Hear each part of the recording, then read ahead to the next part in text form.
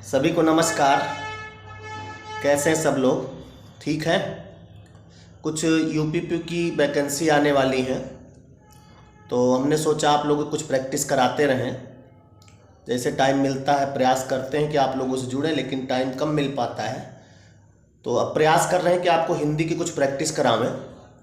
तो आज के वीडियो में कुछ सवाल हम आपको ऑप्शनल दे रहे हैं, और पहले आप उनके आंसर प्रयास करिएगा, फिर हम भी आंसर बताएंगे, साथ में डिस्कस भी करेंगे। ठीक है। और वीडियो अगर आपको अच्छा लगे तो सब्सक्राइब ज़रूर कर दीजिएगा, और अपने दोस्तों में ज़रूर शेयर कर दीजिए जो भी आपके छोटे भाई बहन पढ़ते हों। और इसका जो लिंक है इसकी, उसको स्टेटस पे लगा दीजिएगा। ठीक है। चलते हैं फिर सवाल की ओर। आप सवाल देखिए, उसका आंसर गेस करिए, और फिर हम भी आंसर बताते हैं। ठीक है। चलते हैं सवाल की ओर।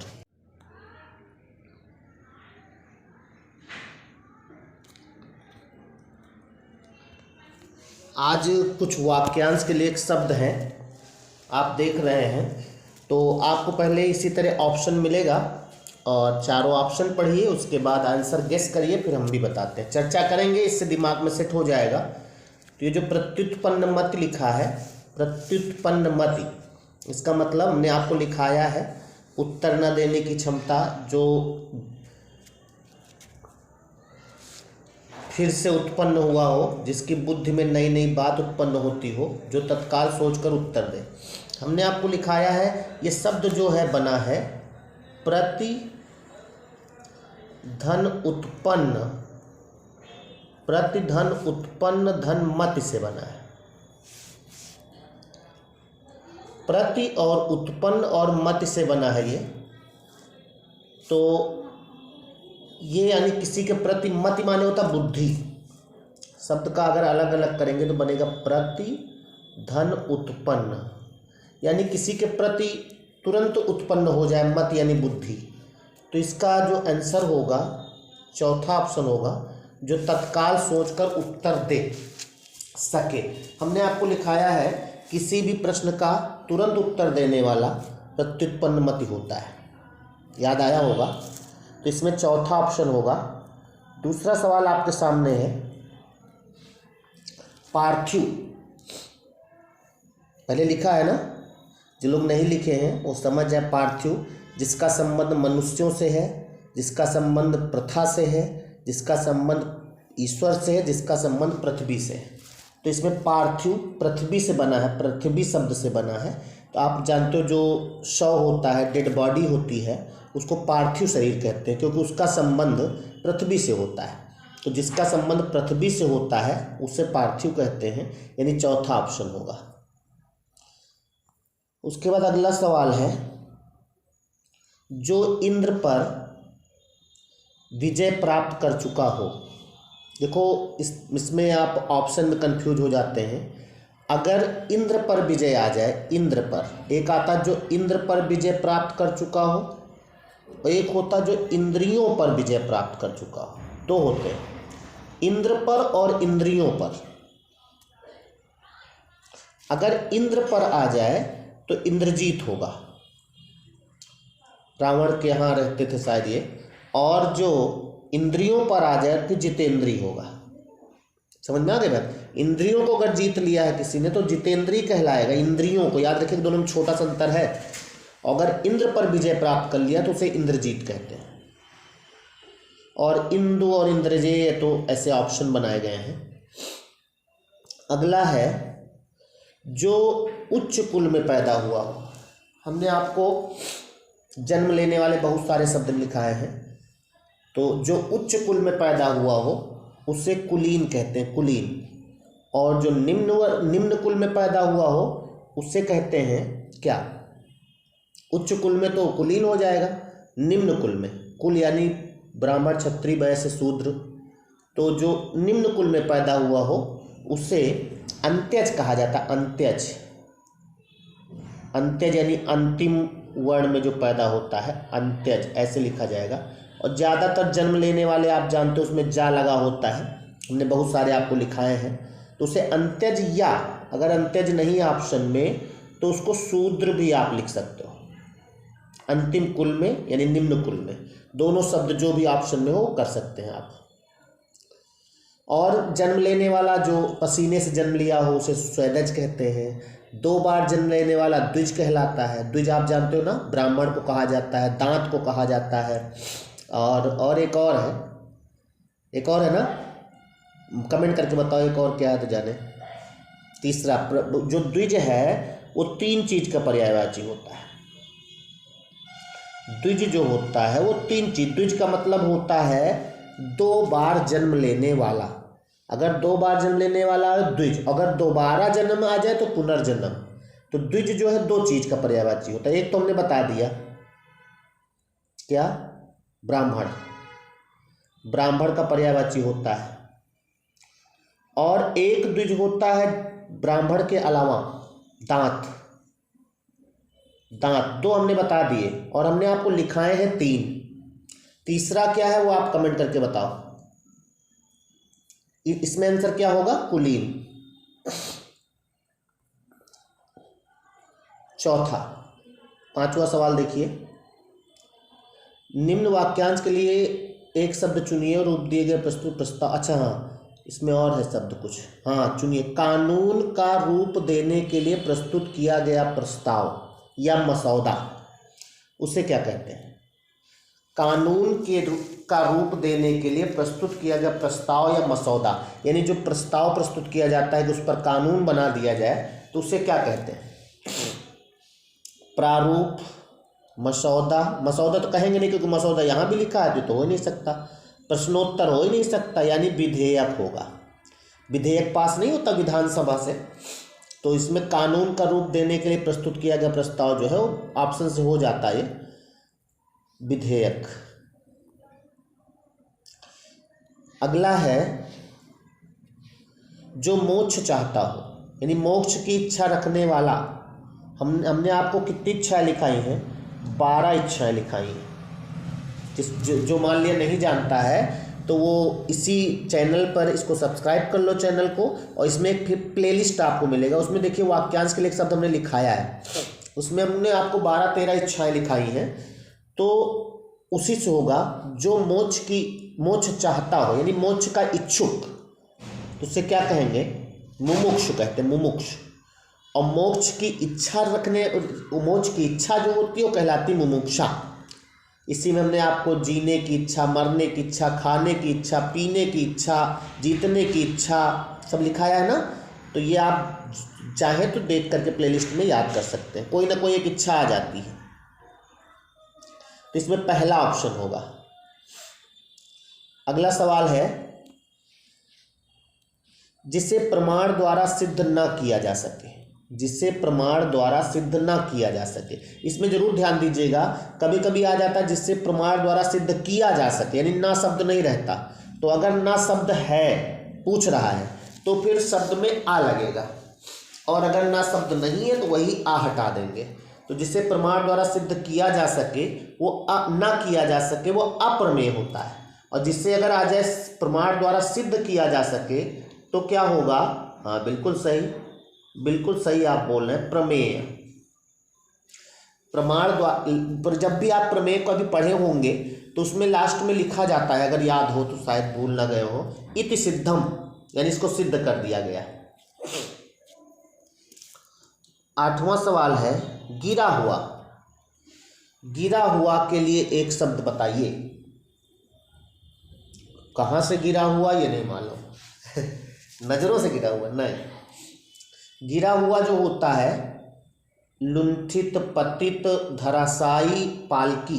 पालकी तो है नहीं, लुंठित तो आप जानते हो। लुंठित क्या होता है? लुंठित व्यंजन एक होता है, अगर याद हो तो। कौन सा व्यंजन होता है? लुंठित व्यंजन बताओ, लुंठित व्यंजन कौन सा होता है? कमेंट करके, ऐसे नहीं, कमेंट करके। और धराशायी तो बेकार, यानी पतित होगा। आपने पतित शब्द सुना होगा, पतित पावन सीताराम, ईश्वर अल्लाह तेरो नाम, याद है ना वो? पतित यानी गिरा हुआ।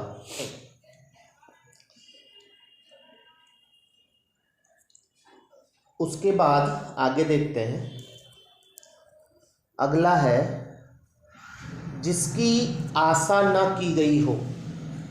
जिसकी आशा ना की गई हो, देखिए सबसे पहले चारों ऑप्शन अगर देखें तो ये जो प्रत्याशा शब्द लिखा है गलत, क्योंकि प्रत्याशा जो होता है, अगर आप देखें तो जो प्रति में जब आशा जोड़ेंगे तो ये शब्द प्रत्याशा नहीं बनेगा, यण संधि के तहत शब्द बनेगा प्रत्याशा।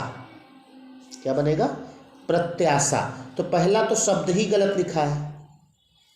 अप्रत्याशित हो सकता है, आशातीत, आशातीत यानी जिसकी आशा न की गई हो। अप्रत्याशा ये हटा दो, अप्रत्याशित और आशातीत। जिसकी आशा की गई हो उसे आशातीत कहते हैं, जिसकी ना की गई हो अप्रत्याशित होगा।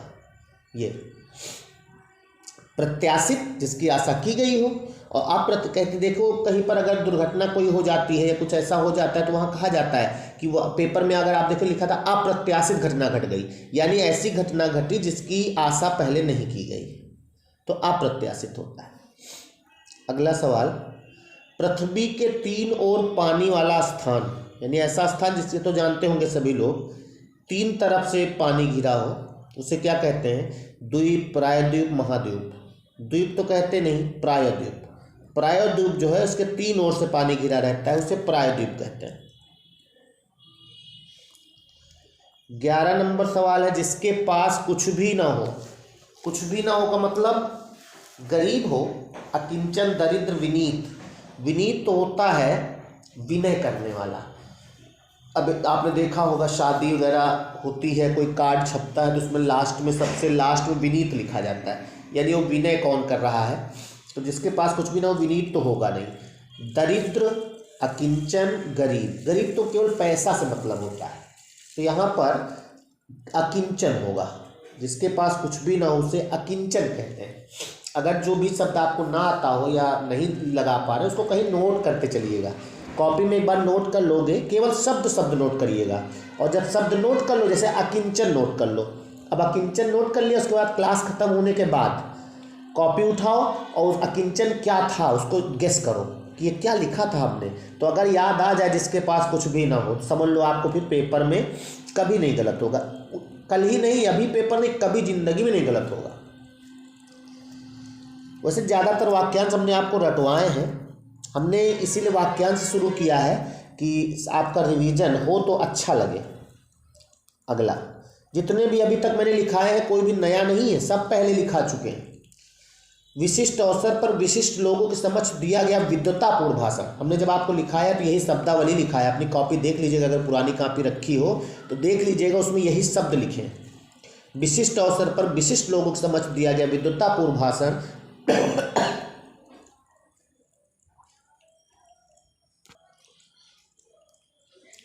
उसे कहते हैं अभिभाषण। अभिभाषण होता है विशिष्ट अवसर पर विशिष्ट लोगों के समक्ष विद्वतापूर्ण भाषण जो दिया जाता है उसे अभिभाषण कहते हैं। अगला है, आदि से लेकर अंत तक लिखाया है ना इसको, हमने दो शब्द लिखाए, एक तो आद्योपांत लिखाया है, आद्योपांत, और एक आद्यंत भी लिखाया है। आदि और अंत से मिलकर बना है आद्यंत। अगर मान लिया ये आद्योपांत नहीं होगा तो आद्यंत होगा। ये आ गया आपका तो रटा हुआ है, ये जंगल में लगने वाली आग। हमने आपको 3 आग लिखाई है, जंगल में लगने वाली, पेट में लगने वाली और समुद्र या पानी में लगने वाली है। तो हमने आपको बताया था कि जंगल क्या होगा, पहले इसमें बताओ। अनल, दावा नल, जठरा नल, बड़वा नल। देखो 3 तो हैं, एक दावा नल सही है, एक जठरा नल सही है, एक बड़वा नल सही, तीनों अनल है। अनल माने तो आग होता है, तो जंगल में लगने वाली आग। जठरा नल जो है, जठरा नल जो तीसरा लिखा है, ये पेट में लगने वाली आग है। जठर माने पेट होता है। बड़वा नल, बड़ा वाला नल हमने बताया ना, बड़वा नल का मतलब बड़ा वाला नल, यानी पानी में लगने वाली आग। तो बची कौन है? दावा नल, यानी जंगल में लगने वाली आग जो है वो दावा नल होता है। और हम जंगल में लगने वाली आग दावा नल। इसी दावा नल को आप दावा नहीं नल अगर नहीं लिख के आएगा तो कभी कभी दावाग्नि लिख के आ जाएगा, तो कंफ्यूज नहीं होना है। दावाग्नि, अनल माने अग्नि होता है, तो चाहे अनल जोड़ दिया जाए दावा में, चाहे अग्नि जोड़ दिया जाए, बात वही है। अनल जोड़ दिया दावा नल, अग्नि जोड़ दिया दावाग्नि। इसी तरह जठरा नल अगर नहीं लिखा तो जठराग्नि लिख के आएगा, अगर बड़वा नल नहीं लिखा तो बड़वाग्नि लिख के आएगा, बात वही है। 15 नंबर, जहां लोगों का मिलन हो उसे क्या कहेंगे? मेला, भीड़, सम्मेलन, सम्मिलन। पहले आप बताओ, जहां लोगों का मिलन हो। मेला तो भीड़ होती है, कुछ नहीं, सम्मेलन होता है, उसे क्या कहते हैं? सम्मेलन। कोई ऐसा शब्द कभी पूछा गया है, सम्मेलन होता है। हम जल्दी जल्दी इसलिए कर रहे हैं, जो भी शब्द कठिन होगा उस पर रुकेंगे तो आपको जानकार है ही है, आप जितना लिखे ही हैं। अगला भी आपको आता है, जो व्याकरण को जानता हो। हमने कहा था व्याकरण को जानने वाला, और एक और हमने स्पेशल लिखाया था, व्याकरण को जानने वाला। हमने जानकार आपको कितने लिखा है? कई जानकार लिखा है ना। हमने कहा सब में लास्ट में ज्ञा लगता है। क्या लगता है? ज्ञा। जैसे गणित का जानकार गणित लिख के ज्ञा लिख दो, गणितज्ञ। राजनीति का जानकार राजनीतिज्ञ, कूटनीति का जानकार कूटनीतिज्ञ, सब आपके पास लिखे हैं। लेकिन व्याकरण वाला कुछ अलग है, इसलिए पूछा जाता है। एक व्याकरण को जानने वाला एक और है, अगर याद हो तो।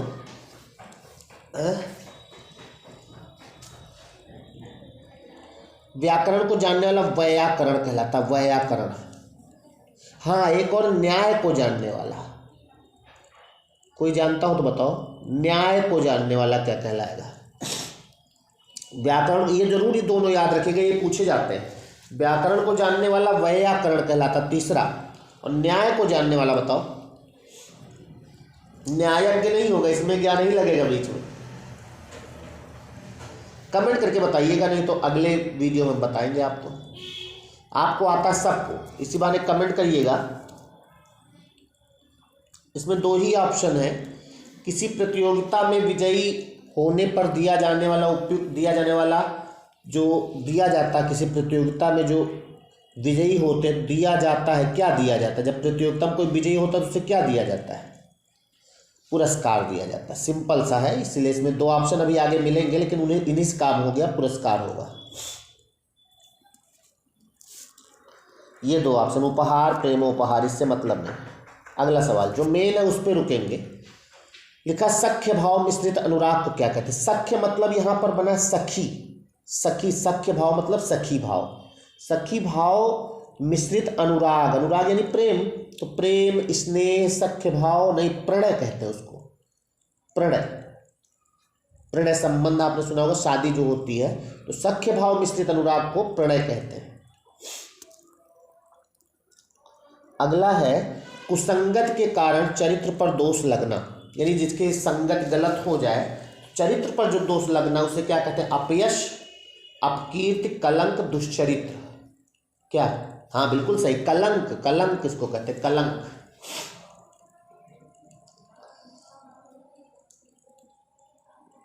आगे बढ़े, जो सही सरल है तो सरल है। शस्त्र क्या है? शस्त्र, आपको हमने शस्त्र के बारे में बात ही नहीं किया, हमने आपको अस्त्र समझा। एक याद करना, नहीं तो कंफ्यूज हो जाओगे। अस्त्र, अस्त्र जो होता है, हमने आपको कहा था अस्त्र याद करिएगा, और इसमें याद कराया था फेंक कर चलाया जाने वाला। जो फेंक कर चलाया जाएगा, यानी जो फेंक कर चलाया जाता है, वो अस्त्र होता है। तो जब फेंक कर चलाया जाने वाला अस्त्र होगा तो फिर शस्त्र क्या होगा? शस्त्र तो फेंक कर नहीं चलाया जाएगा, तो बस इसी से आंसर हो जाएगा। दोनों याद करोगे तो वहाँ पेपर में कंफ्यूजन हो जाती है, शस्त्र को फेंक कर चलाते कि अस्त्र को फेंक कर चलाते। नहीं, अस्त्र से ही बना है। अस्त्र जो शब्द है, इसी में जब सा लग गया, सा प्लस अस्त्र, तो शस्त्र बन गया। सा हलंत वाला, साथ, यानी हाथ के साथ। यहाँ पर अस्त्र जो होता है वो फेंक कर चलाया जाता है, तो पहला जो लिखा है वह हथियार जो फेंक कर चलाया जाता है, ये अस्त्र है। वह हथियार जो हाथ में थाम कर चलाया जाता है, वो शस्त्र है। समझ में आ गई बात? एक याद रखिएगा, फेंक कर चलाया जाने वाला, बस वहाँ पेपर, लेकिन इसको बहुत अच्छे से याद कर लें, फेंक कर चलाया जाने वाला अस्त्र, बस बाकी वहाँ ऊपर हो जाएगा। कभी कभी पूछ लेते हैं कि कोई अस्त्र, कोई हथियार दे देंगे कि ये क्या है, तो अस्त्र और शस्त्र में से ये अंतर निकाल लीजिएगा। अगला है जिसमें संसार के प्रति मोह ना रहा हो, जिसमें संसार के प्रति मोह ना रहा हो, उपयुक्त शब्द का चयन कीजिए। वीतरागी, शीतरागी, अनुरागी, रागी, रागी नहीं अनुरागी तो प्रेम करने वाला होता, शीतरागी कोई शब्द नहीं होता, यानी वीतरागी कहते हैं उसको। जिसमें संसार के प्रति मोह ना रहा हो तो वीतरागी कहते हैं। जो नया शब्द मिले उसको लिख जरूर लीजिएगा। 22वां है जो कभी बूढ़ा ना हो। अमर, अमर तो होता है जो कभी मरे ना। अजर, अजर, जर माने होता है बूढ़ा, पुराना। जर माने क्या होता है? पुराना। हमने आपको लिखा है, अगर जर जर शब्द लिखा होगा, जर 2 बार अगर लिख दो, 2 बार, तो ये बन जाता है जर्जर, ऐसे बनता है, ऐसे लिखा जाएगा, ऐसे जर्जर लिखा जाएगा, ये रा ऊपर चला जाता है। जर्जर मतलब पुराना से पुराना, तो जो कभी बूढ़ा ना हो, पुराना ना हो, उसे अजर कहते हैं। समझ में आई बात? 23 नंबर, जो कानून के विरुद्ध हो। कानून के विरुद्ध जो होता है उसे वैधानिक नहीं, वैधानिक तो होता है कानून, कानूनी। संवैधानिक संविधान के विरुद्ध, ये जिसको रोक लगा दिया जाए, अवैध होता है। एक होता है वैध, जो कानून के तहत सही हो वैध, और जो कानून के विरुद्ध उसे अवैध कहते हैं। अवैध, अवैध यानी चौथा वाला अवैध शब्द सुना होगा, कानून के विरुद्ध। 24, जिसके बराबर कोई ना हो, कोई हो ही नहीं, तो उसे कहेंगे क्या? अनुपम। जिसकी उपमा न दी जा सके ऐसा हो तो अनुपम, या जिसके बराबर कोई ना हो, अनुपम कहते हैं उसको। और ये 25 नंबर फिर से आ गया, जंगल में लगने वाली आग को क्या कहते हैं? तो अभी बात हुई थी ना, वनाग्नि तो कोई शब्द ही नहीं है, हमने 3 ही शब्द बताए हैं। कहाँ भाग रही है? 3 ही शब्द बताए ना, तो वनाग्नि कोई शब्द नहीं। दावानल, जठरा नल, बड़वा नल, तो वही शब्द है। जठरा यानी पेट वाली है ये, और ये समुद्र वाली, पानी वाली, दावानल होगा या दावाग्नि। समझ में आ गई बात? तो इस तरह से 25 क्वेश्चन हमने आज करवाए हैं, और 26 से 50 तक यानी सेकेंड पार्ट इसका नेक्स्ट वीडियो में आएंगे। तब तक अगर आपको ये वीडियो अच्छा लगा हो तो एक बार इसको शेयर जरूर कर दीजिएगा। इसकी लिंक स्टेटस पर अपने लगा दीजिए व्हाट्सएप के, और जो माध्यम हो फेसबुक पे डाल दीजिए, जो भी माध्यम हो ज़्यादा से ज़्यादा आप प्रयास कर लें। हमारे लिए इतना कर दीजिएगा कि इसको और बढ़ा दीजिएगा। जो छोटे भाई बहन आपके पहली बार हिंदी पढ़ रहे हो उन तक जरूर पहुंचाइएगा, क्योंकि उन्हीं से आगे बढ़ेगा। ठीक है, तो आज का वीडियो, आज की क्लास यहीं तक। मिलते हैं अगले वीडियो में। नमस्कार।